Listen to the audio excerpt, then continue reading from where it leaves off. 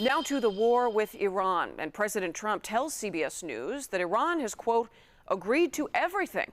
He says the two sides are expected to meet this weekend. Natalie Brand reports this comes after Iran's foreign minister announced it would reopen the Strait of Hormuz to commercial traffic.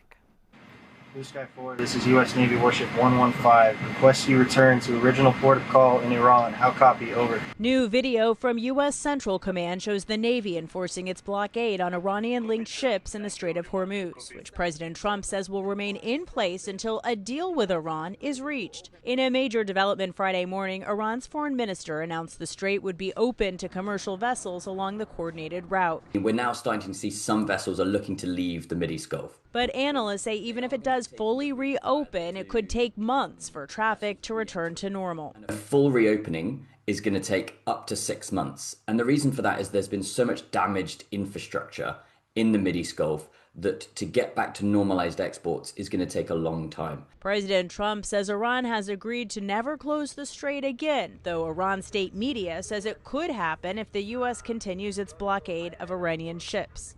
The president, in a phone call with CBS News today, said Iran has agreed to everything, including to stop enriching uranium forever.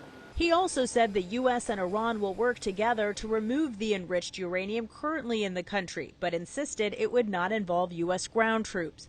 Oil prices dropped more than 10% on Friday's developments, but voters where President Trump is traveling in the Southwest say they still feel the pinch. I actually voted for Trump, and, it was funny because he said, under Biden, gas would hit $7. I know in California it's at $7. Here in Vegas, it got up to over $5. Gas prices are astronomical.